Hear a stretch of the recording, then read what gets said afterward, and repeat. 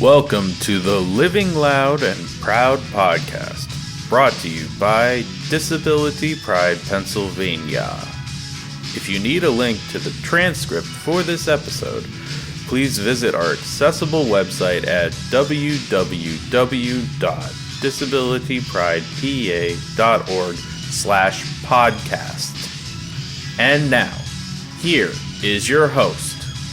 Hey folks. Welcome to the Living Loud and Proud podcast. Today's episode is Moments and Memories, Disability Pride Philly.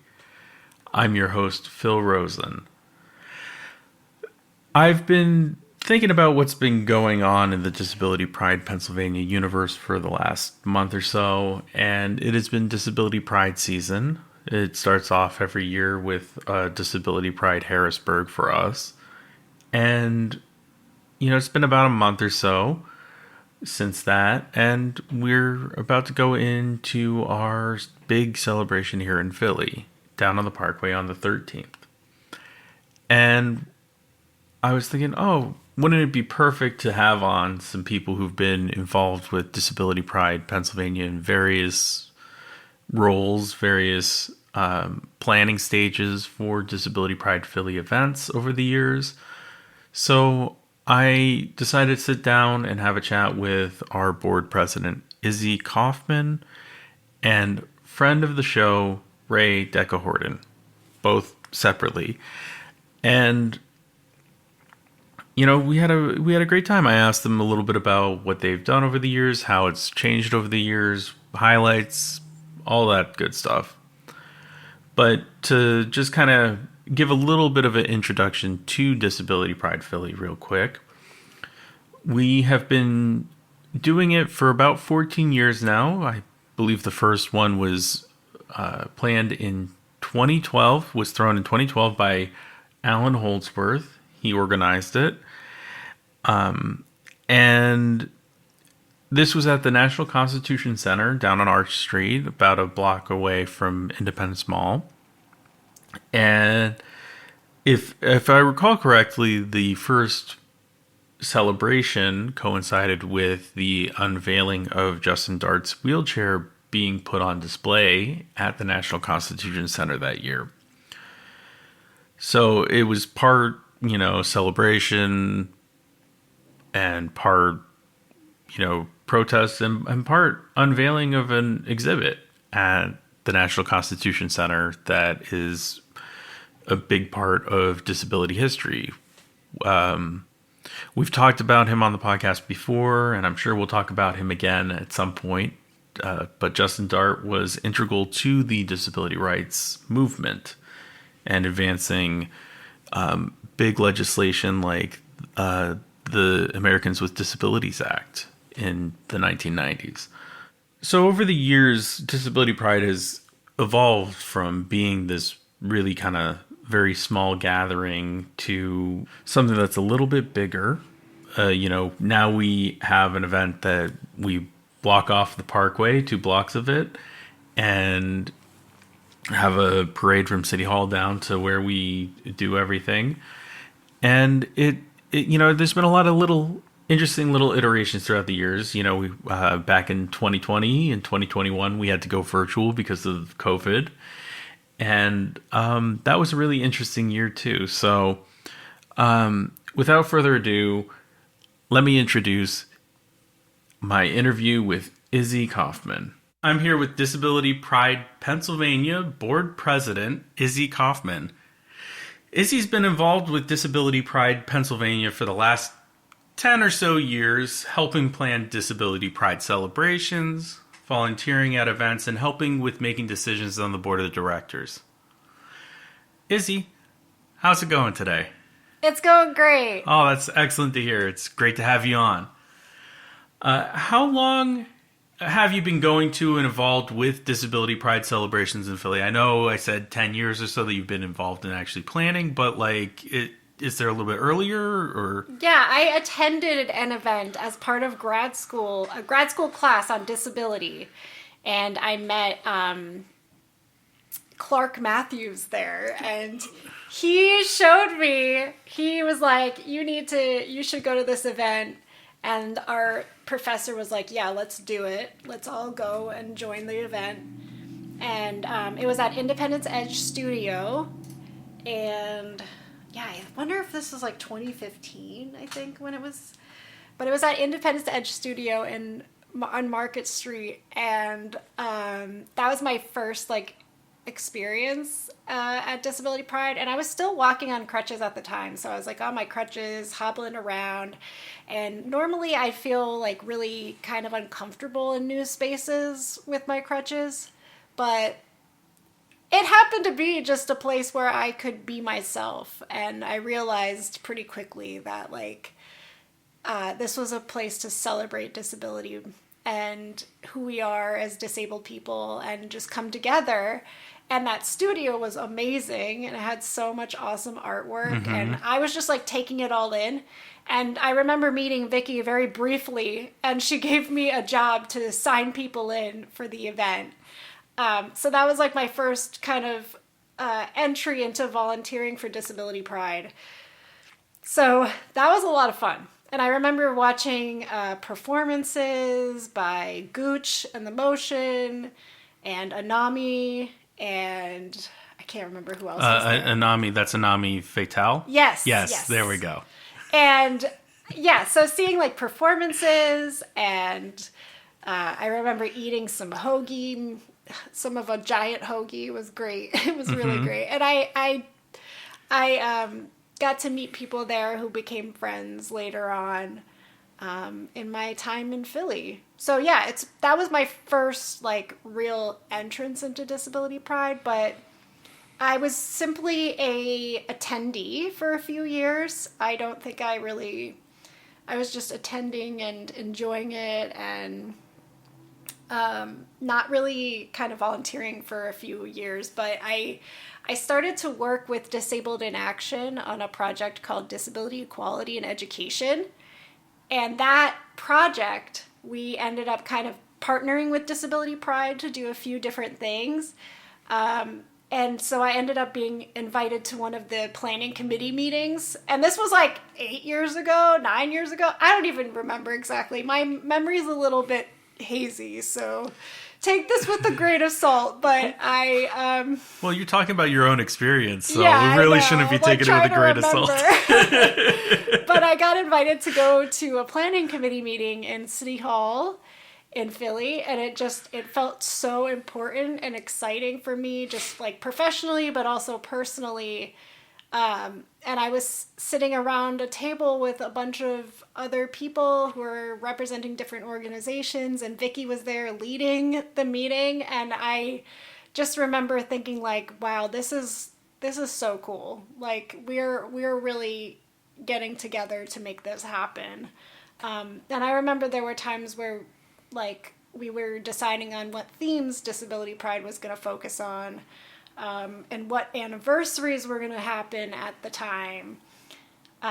So I sort of phased up from there, and spending more time with Vicky and realizing how awesome she is and how much I wanted to spend time with her and be like her, and just learn a lot from her as like a mentor. So I ended up joining the board. And I think I've been on the board for quite a few years now, like 6-ish years. It was definitely pre-pandemic times that I was on the board. And so my involvement got a little bit further, and I would help kind of spread the word about Disability Pride to the general community and to my professional networks. And then I started to on the board actually making decisions around the organization itself. We became a 501c3 while I was working on the board. And that was like a huge process for us, but it ended up allowing us to apply for more grants and funding. And so that was something that I started helping out with too, was applying for grants and funding. I started providing Let's Talk About Disabled Sex events. And because I'm a sexuality educator and I really care about people's wellness and health as disabled people, I really wanted to kind of offer that as another option as a part of the Disability Pride kind of events. So, yeah, it exploded. Right, and so you've kind of talked a little bit about your involvement with planning Disability Pride celebrations, at least previously. But how have you participated on the day of, since the first time that you volunteered, for your class? Oh my gosh, so many ways. I've volunteered signing people in, helping organizations figure out what tables they were going to. I'm trying to remember. I think there was one year where I was signing in musical guests who were supposed to show up, or I was given a clipboard and here you go, sign up musical guests to come. Just let us know that they were there so that we could register them. Trying to deal with the chaos of a little the day bit of it. Yeah. A little bit. I mean, it is organized chaos, and that's just how it is. I mean, any event is in a way, yes. Right? And I remember it being at different venues too, which I think made it interesting because there was one year we were in the middle of City Hall in that courtyard area. And I thought that was really cool, but it was really crowded and not a lot of place to move. So we kind of learned from that experience. It was really hot that day too, which I think really hot. Made everyone feel a little more miserable because it was kind of hard to stay in the shade. It was. So we ended up moving venues, and I've tabled for Disability Pride when we were alongside, I think it's the Municipal Services building where the game pieces are. Yeah, the building right across from City Hall. Yes. Yeah. Yes. So we've had Disability Pride there as well. And that was also with mixed reviews. As always, with any events, there's going to be mixed reviews. But part of my job, I think, one year was to go around and just ask people how they were doing, if they needed anything, kind of just being a general face of Disability Pride. But the tabling, I really like doing tabling, to be honest. I enjoy having a headquarters spot to be and just yapping along and talking to people with the gift of gab. So that's a lot of what my job is with Disability Pride. And just kind of making sure people are having a good time, because that's the whole point of Disability Pride, is to have a good time, celebrate who we are, show our visibility as a community. So yeah. Yeah, and of course, being on the Parkway as it's been for the past few years, it's all about getting the Parkway set up as well in the beginning of the day too. Yes. Directing traffic, putting people in the places they need to be for whatever table they have. So yeah, that's also something I think that kind of has changed over the years as well. That's still relatively new for us too, because we, for a few years we were doing it at different venues, and then COVID happened, so we moved online. For a few years, actually, online was sort of ideal just because of the people who were immunocompromised. We were trying to really just, keep it safe as possible. So we ended up having more events, and I remember introducing different events. I think there were poetry events. There were events on intersectionality and disability, queerness and disability. I've hosted a few of those events as a part of Disability Pride. There were definitely some discussions on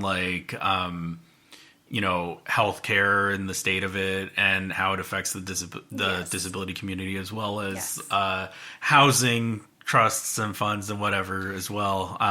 And remember, June 2020, really nobody was able to have events in person at the time, and in a lot of ways, I think Disability Pride Pennsylvania, I think we were called Disability Pride Philly at the time, kind of put on this event, and it sort of revolutionized a little bit the idea of having a virtual event on Zoom for people across the state. Yes, exactly. And we were able to reach more people across the state. And It was that also really international, cool. too. That's true. That's true. People would. And we host International Day of People with Disabilities. And that's another part of, like, outside of, like, the main Disability Pride Philly Day, there are other events that we do that I've been involved in over the years. And I think also some of the events that have been happening that we've been involved with across the state kind of were born out of the reach that we were able to have from the 2020 and 2021 virtual events. Yes, absolutely. Thanks for bringing that up. Yeah. Because you and I have gone to Disability Pride Pittsburgh. Pittsburgh. And we volunteered there. That was a lot of fun. That was cool. Let's see. There was we've been to Harrisburg a couple of times. Harrisburg. I remember going to Williamsport last year, I think. Yeah, you've definitely been to a few more of the ones out in the state than I have. There was the one that was near Scranton, or was it in Scranton? It was nearby. It was nearby. That's right. Yeah. So, yeah, I've been to quite a few events across the state, and I really appreciate the experience that I've gotten. So we've kind of talked a little bit about like some of the different things that have happened over the years. What are some of the highlights? What are some of your favorite things that have happened during Disability Pride celebrations over the years?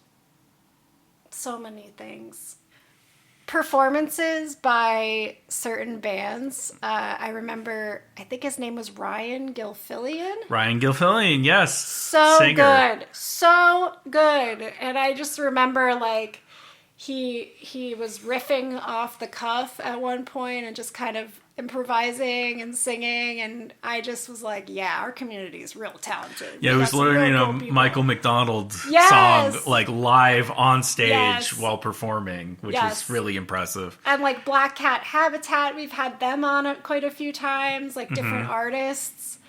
I also think just the highlight is, like, that people, that I would see people there that I wouldn't see pretty much all year.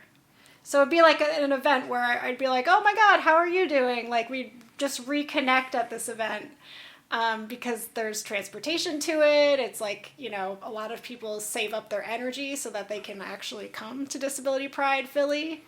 And so, yeah, it's like, I think it's just connecting with people. A lot of my friends who I used to go to Disability Pride with have moved away, but I remember those moments too of like, going to Disability Pride and then afterwards, like, going to hang out and have dinner and relax, and just connecting with the community and feeling like a part of something and not so alone.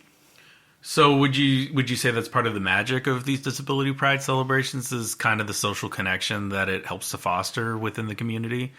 Yeah, I definitely think it's all about connections, honestly. And connections with different organizations has also been a highlight, to be honest. I didn't know about Inglis before I went to a Disability Pride event. I didn't know about a lot of these organizations that offer different services and nonprofits as well. So I think, like, yeah, the connections that I've made over the years have been just really important and great for me, both personally and professionally. So, there might be some people who are listening who've never been to a Disability Pride celebration before. What can they expect if they come on the 13th? So this year, well, something we started last year is actually using a DJ instead of hiring multiple bands. Because we realized that just accessibility-wise, it's hard to have a proper stage that's really accessible for everyone, and the setup and cleanup time is very hectic and a little bit, it could just be a lot. It can be a lot for the organizers to have to round up so many people. So we're actually going to have a DJ, and our DJ last year was really great. It was very, like, chill, but also a little bit of dance music, kind of like house music. So you can expect more of that. It'll be out on the Parkway. Hopefully the weather will be nice and it won't be too hot or too cold or raining. Oh Yeah, God, the I don't last want to few say years, it. the last few years, we have been seeing rain, I think. I don't want to say, I don't want to jinx it, but hopefully the weather will be nice. And you can expect to connect with different organizations. We also have activities. There'll be like games to play. There'll be art to make. There'll be different artists selling their products, and like different organizations from across the state. Honestly, they come to Disability Pride Philly. So like medical organizations, assistive technology organizations, the organization I work for, which is Institute on Disabilities at Temple University. Always tables at Disability Pride every year because we have a real connection with Disability Pride, and have had many opportunities to connect in that way. So I think, and I believe there will be some food trucks. And since it's on Ben Franklin Parkway, like you can leave and go to quieter spaces. There's always like an area where we kind of cordon off to, just for people who need like a time to chill out and like be out of the way of the crowds. But yeah, it's supposed to be a lot of fun, and it's going to be, I think we're going to have our speeches as we typically do. We have speeches from different leaders of different organizations like Liberty Resources. They're a big part of Disability Pride and have been for many years. That's also another highlight I wanted to say, is like learning about Liberty Resources and the community around Liberty Resources. So really appreciate them. So you're definitely going to see representatives from there. Let's see, what else might we have? Well, there's the parade every year. The parade, and, right! I think it's from City Hall down to where we're going to be having it on the Parkway. Yes. That's what it's been for the past few years, Yeah, it starts I think, on the north apron of City Hall. Thank you for reminding me, because last year I wasn't really in the parade. I was like helping out on the Parkway itself. And I've done the parade quite a few times. And now that you're reminding me, I don't know why I didn't say that as part of my highlights too, is the parade going down Market Street from the Constitution Center. I'm going back to highlights. Yeah, in the past, yes. In the past. Amazing. So I think the parade is a lot of fun because people from the community will like stop, or like just people out walking, doing their thing, walking their dogs or whatever. They'll stop and they'll look at us and they'll like take pictures of us and smile with us, and we'll start cheering. I know Tony from Adapt is always giving such good energy, and he like gets us to chant things. And just, like that energy. You can expect that again, as usual. The Philadelphia Freedom Band usually performs with us, and they're awesome. And they have a small marching band for the summer that comes and joins us. So, like, it's just going to be a party. It's going to be a party, but also a celebration of just the history of people with disabilities, just because it's like the 250th anniversary of the United States this year. So, there's a lot to remember, and a lot of people paved the way for us to have this celebration this year. Yeah, and I think that is kind of the magic of having it on the Parkway too, is like there's a lot of people that are out for their morning runs as we're setting up, and they're like, oh, what's going on? Like, what is this? Is it free and open? And it's like, yeah, we're, come by, have a good time, come check us out, and they're like, oh, Disability Pride. Well, why Disability Pride? What does that mean? Yes. And it's like, it's just about celebrating ourselves, celebrating our community, enjoying company with each other. Yeah. Because there's so much ableism in the world that we have to deal with on a daily basis, that this place where we can really just like let loose, be disabled in whatever way we're disabled, and not be apologizing for it. Not even a little bit, because we don't need to. So I guess that kind of leads right into my next question perfectly. What does Disability Pride mean to you? Like, does it mean anything beyond what you just said? Or like what are the exact parameters? My gosh, I'm still figuring out what disability pride means to me. But I think, yeah, I grew up for years kind of believing, not really wanting to call myself disabled, and using like terms like handy capable when I was in college, like trying not to associate with other disabled people because I was being internally ableist and being like, oh, I don't want to be, associated with them, like. And now I can't even imagine. Every time I see a disabled person out and about, I'm like, hey, I wanna like say hello to them and invite them to Disability Pride. So I think it's just positivity around being disabled and positivity around accepting our bodies as they are, our minds as they are, but also acknowledging that there's systemic oppression that people with disabilities face all the time, and we have to fight against that oppression by being visible and out in the community, because there's a lot of powers that be that kind of want to shelter us away and kind of like hide us out from society. So I think it's really important to show up and represent, and it's a political act in a way, but it's more of a like personal identity that I think it's more powerful than I thought. So now I kind of embrace it as like, this is my body and I'm going to do things that are accessible for it. And it's all about accessibility. It's not about me trying to change myself to fit whatever normal looks like, because there is no normal. And that's another part of disability pride, is like, normality doesn't really exist. It's about being who you are. We're all unique human beings. We're all biological human beings with bodies that are going to inevitably break down one day, because we live for a long time, and like, you listening might end up being disabled too. So I would call everyone who's not disabled temporarily non-disabled. And you can join our group at any moment. And you know what? I think Disability Pride shows that it's not so bad as people think.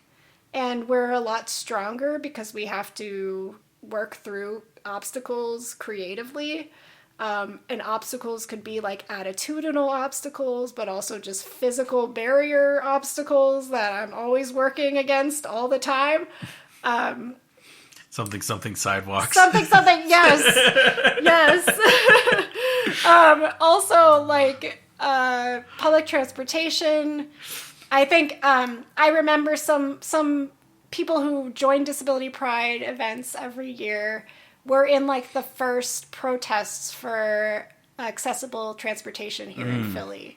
So it just kind of, like, reminds me of all the people that came before us that have helped build this foundation for us to have these big events like Disability Pride. And like, for me, just joining the event makes me feel proud to be a part of the organization, but also like just to be proud to be myself, and like yeah, just unapologetically disabled. So would you say that maybe another highlight, going back to an earlier question, another highlight of Disability Pride itself is the community building that happens every year? Yes, yeah. I definitely think, and with community building comes power, comes wisdom. And I remember when I first was going to Disability Pride events, like I had mentioned, I was still walking on crutches a lot, and I was in a lot of pain walking on crutches, and there were years where I debated, like, I see all these people in wheelchairs living their lives, like having a good old time, and I want to be like them. So I eventually did research, and I learned through Disability Pride events, like, who I should call about getting assessed for a wheelchair, like where I should go, what kind of wheelchairs I should look into. And that truly changed my life, because now I feel like I have a lot more freedom of movement, and I'm like not... I'm honoring my body in the way that it needs to be. So yeah, community building is a big it's a big highlight of Disability Pride. And like, I would say for anyone joining, especially if it's your first time coming to Disability Pride, like, just soaking up the wisdom of other disabled people and learning from them is priceless. So, yeah. All right. Well, I think that brings our time to an end here. It's been great to have you here, Izzy. Thanks for coming on. Thanks for having me. Thanks again, Izzy, for coming on our show. Now, I want to bring it over to my interview with Ray DECA Horton. Hey, folks. I'm here with friend of the podcast, Ray DECA Horton. Ray's been involved with Disability Pride celebrations here in Philly since pretty much the very beginning. I think year 2, if I recall correctly. He has that's helped. Correct. Okay. He has helped with planning and running the live entertainment, as well as performing on the day of the celebration several times over the years. Welcome to the show, Ray. How's it going? All right. How's it going now, Phil? Oh, not too bad. Not too bad.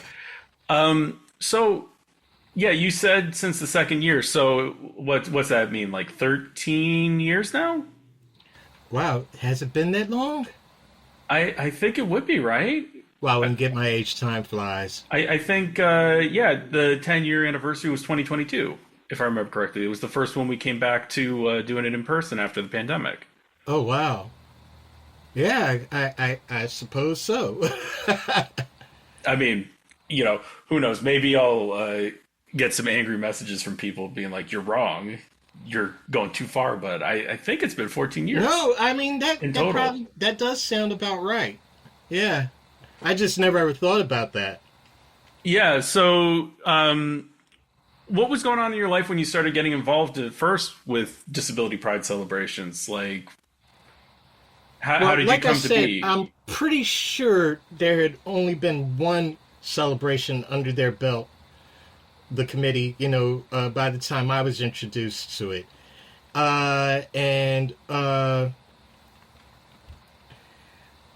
This year, which I'm pretty sure was the second year of them doing it, I could be wrong, but I'm almost sure it was the second year of it being done. It was being held at the National Constitution Center in Philadelphia, down there on Market Street, in the old city historic area, and this was a big event, I mean, they had the whole Constitution Center and everything.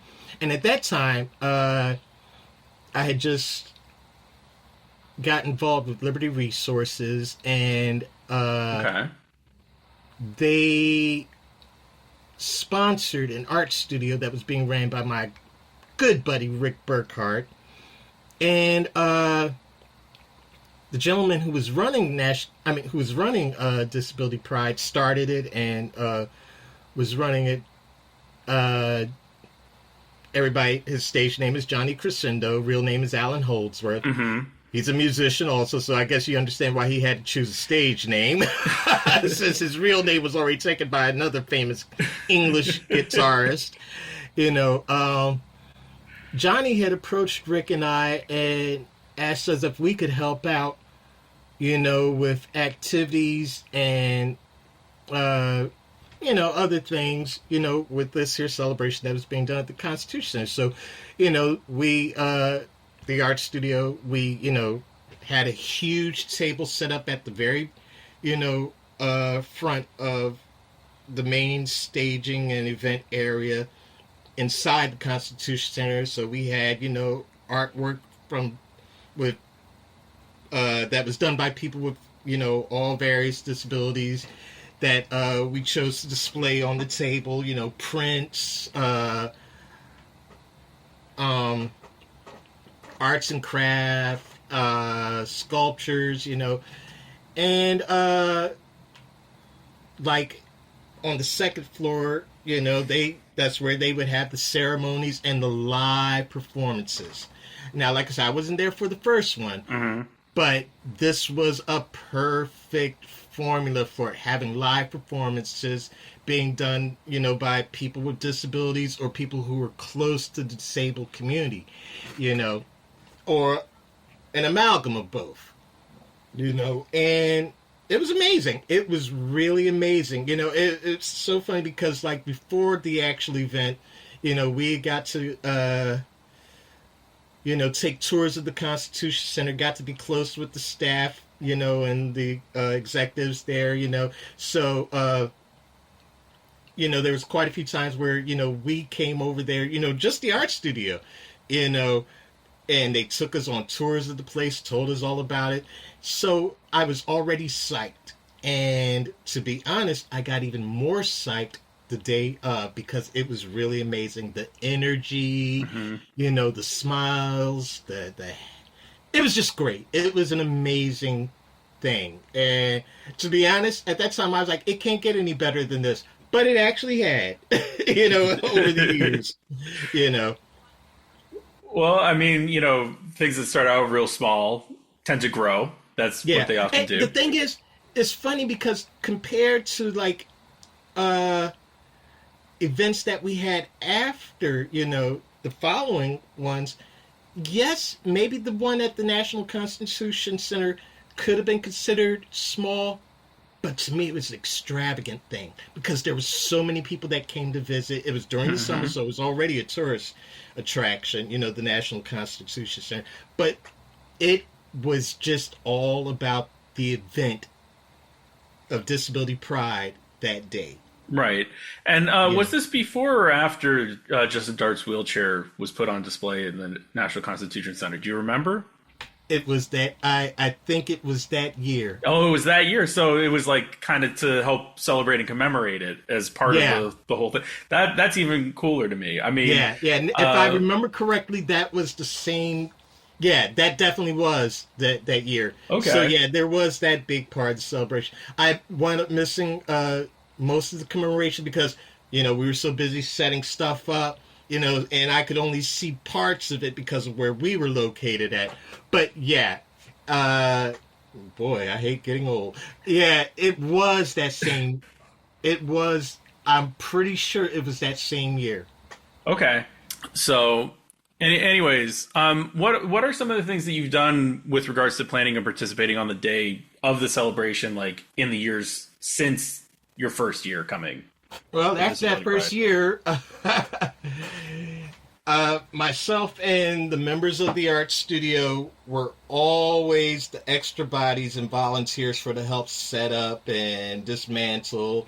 Definitely, members of the art studio start becoming, the main people who were guaranteed to come and perform also. Because remember, I told you, that was amazing formula for it, having live musical performances. So for several years, each year I always put together a group of disabled artists to do like, some kind of musical performance or some kind of actual, physical performance accompanying it. Sometimes it was hectic. Sometimes it went very, very smoothly, Oh, I know. Also, but basically being an all-around volunteer, then a couple of years, I was stuck having to do the stage managing. As a matter of fact, that was the first year that you became involved, and you were the co-stage manager, And it's so crazy. But I think my most favorite, without any kind of crazy complication that I ever had with the whole, running the shows aspect of it, was the one that you and I did during the pandemic, the virtual one. Yeah, it was 2020, right? Yeah. The first one we did virtually. Yeah, that was a fun year, actually. We had, for everybody else, being stuck inside was miserable. But for us, it was so great because we got to meet all these different artists, not just from around the city, but from around the world. And we got to be friends with them. Good friends with them. They still ask about Ray and Phill all the time. Some of them have become our best friends, like the leader of Black Cat Habitat, Rachel, yeah, so it was, that one was my most favorite because we had no technical problems, considering this was the first time this was ever being attempted by anyone. Because that's the other thing, too. A lot of people don't know we were the first ones to do that during the pandemic. And coincidentally, I'm going to say coincidentally, other, people started doing that, in the entertainment industry and all that other stuff. But we were the first ones to do it, and at that magnitude, because not only was it, local, but it was worldwide. Mm-hmm. So Yeah. to me, that is always the feather in my cap. Our performances that we did, the way we combined live and video and all that other stuff went out without a hitch. Our engagement with the audience, I loved it. It was so perfect. And if I haven't, given you an applause on that task that we took on, I give it to you now. I know I have, but so everybody else knows. I appreciate it. I appreciate the flowers. But I also think that year was actually a really interesting one too, in the sense that I honestly think that all of the different celebrations that have been happening around the state of Pennsylvania kind of came out of having the virtual one. It kind of, I know there have been talks with a lot of different places about it, but I think people started to get serious after they saw what we did with the virtual. Yeah, that's what I'm saying. Which is great. Some people, like I said, I'm not saying that I think that, some people were directly, copying off of us, that it was just coincidental, but because, it seems like it would be just a common sense thing to think of to do during that time. Mm-hmm. But we were the first ones to pull it off, and like I said, it was worldwide, and we had, not only local artists, but we had, artists from around, the United States, as well as others, from other parts of the world. Right. Well, I guess what I'm trying to say is, like, our celebration in Pittsburgh that we've been helping to put on for the last few years. Okay, gotcha. Yeah, I'm talking about, like, some of the physical things that have kind of come out of having that sort of reach, because right. I think it may have inspired some people in the state who may have had the thought of doing this but didn't know what to really do, and so they decided to. There were to reach other out. parts of the state that were already gearing up for do it, or had actually done something, but that just made us be recognized as the go-to organization to either help out or advise on how to do what to do. Right, exactly. And I'm also sure that on some level, the virtual one that we did that year may have been your favorite because of what our group did as part of our performance, and how that all kind of came together all in about a week, in time for putting it out there. Oh, as well. But yeah, that was a fun year. I really enjoyed that. I really thought that, it was a smashing success. So I guess what I also want to ask is, what can people who haven't gone to a Disability Pride celebration anywhere really expect if they come on the 13th to our celebration here in Philly on the Parkway? Well, now this is going to sound crazy. Oh, but, you sound crazy? Yeah. Come on. But believe it or not, even with me being one of the performers, my favorite part are all of the vendors, the people, the different organizations that are there tabling. And I'm not going to lie, I love how, like, everyone always has, grab bags of all kinds of, free stuff, and also talking to them, they're like all the different people from the different organizations. I'm not even going to try to name like all the different ones, but trust me, if you're someone who, if you have a dealing with, an organization that deals with either health or disabilities, or services, 90% of the time they're going to have a table at a Disability Pride event, and they, and yeah, so between like just, great conversation, also, information that you can get that you probably weren't even aware of, services or whatever. And then, like I said, also there's all of the swag that each table has, to give out for free, And this year is, unfortunately, there's not going to be any live bands. There will be music, but it'll be, being done by a DJ. Our friend Ricky. What's his radio show's name again?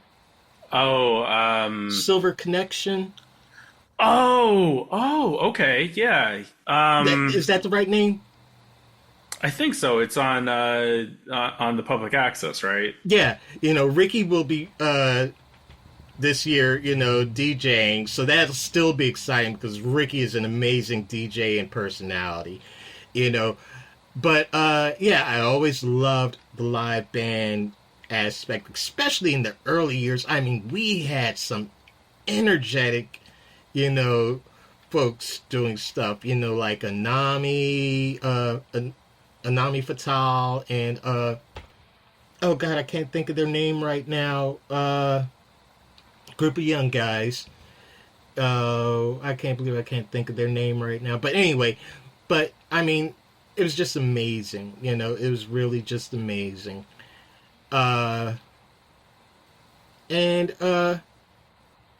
also there was the whole atmosphere. I mean, there were people who weren't volunteers, who weren't tabling or anything, that just came from the beginning of the day. I mean, are people that just come at the beginning of the day or whenever they get there, and they stay till the very end, because it is also such a social party, not socialist party, social party, like you're there, you people are having, sitting down, talking, conversating, and it's so crazy because once we moved to the Parkway, Benjamin Franklin Parkway, where all the major events are held, in Philadelphia, for events that are like, magnets for all over the country and the world, just sitting there like it's one of the other major events, just chilling out, relaxing, and, just having a good time. Yeah, and I always get the sense too that there are people who are just out for the run, and they see this going on. They're like, I'm gonna check this out. Yeah, and that's been really that definitely always is a factor. Yeah, and it's always interesting because people will be like, what's going on? What are you doing? And it's like, this is Disability Pride. Here's what we're doing, and come on, hang out, have a good time, whatever. Yeah, and so that's always been kind of a fun thing, and the party's always a fun time. There's a parade, as well, and the food trucks. Some people are really into the food trucks. Yeah. Now, oddly enough, I have never been able to watch or participate in the parade ever. Why? Because I will always have to be stuck there setting up tables, chairs, doing pre-rehearsals, when I was doing the performances, But so I always would catch it once they arrived to the main part of the event. Mm-hmm. But unfortunately, I have never once watched the beginning of the parade, and definitely not participated in it, the parade/march. So, Ray, I'm asking this of you and also Izzy, but what does Disability Pride mean to you? You know what? It's not even something I have to think of, I mean, from day one, Now, first, let me explain myself. I'm the type of guy who, if there's something that I like, and even if the rest of the world doesn't like it, I don't care. I'm going to still, show that this is my interest, this is what I love. Not saying that I'm into polka dancing, but if I want to be a polka dancer, guess what? I'm not keeping it hidden. I'm not keeping it secret. I'm going to let you know I'm a polka dancer. It's a fun time. Look at Weird Al. But, and once I realized I was going to be involved with the disabled community, and part of it, not, just, involved, but actually be someone with a disability, with an acknowledged disability, there's always the stigma, but guess what? I don't see that. I don't feel that. And then to have, this event or these events all over the world that are disability prides, I'm like, yeah, I'm already self-empowered, but it's good to see everyone else being empowered too, because they have this, and I've seen it, a good friend of mine who was part of those events, he's since has passed on, Mitchell, he became more and more proud of his disabilities, and he had, very visible and somewhat severe disabilities. But after the disability pride celebrations, he just came even more out of his shell and was being more sociable, and he wasn't so self-conscious anymore. So that's what it did to me. I already had my own self-empowerment, and like, I'm not letting this be, a thing, a shame or anything like that. But it made, like I said, after that first time me getting involved, I was like, yes, it has landed. Even if there are still problems, as far as I'm concerned, it has landed, and that's it. Pride. Take pride in, who you are, why you are, what you are. Forget about the where you are. Not in time, but, the place, because there's always going to be someone in the vicinity that wants to have a problem. It's just jealousy. Because they can't be strong like you can, strong and proud of who you are. Wow, that's actually a really great sentiment. I really like that. And that really highlights, I think, what makes these celebrations so important is just how how easy it is for a lot of disabled people to kind of be stuck without kind of a social group or social connection as easily as many other individuals. And having a day like this just gives everyone a chance to come out of their shell. Yeah. I really like that. Well, Ray, it's been wonderful having you on. Thank you. It's been wonderful being here.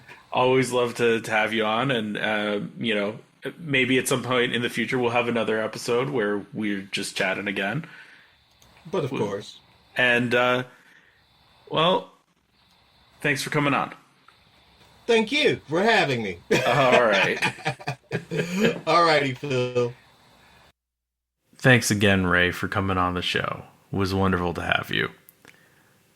All right, folks. Well, that's about all we have for this episode. I hope we see you guys at Disability Pride Philly on the 13th, if you're listening and you're available. And otherwise, if you enjoyed the show, please, give an upvote, like, subscribe, write a review wherever you're getting this podcast episode, and we'll hopefully see you on the 13th. All right, until next time. Please visit our accessible website at www.disabilitypridepa.org. You can find us on social media at Disability Pride PA on Facebook, Instagram, and TikTok.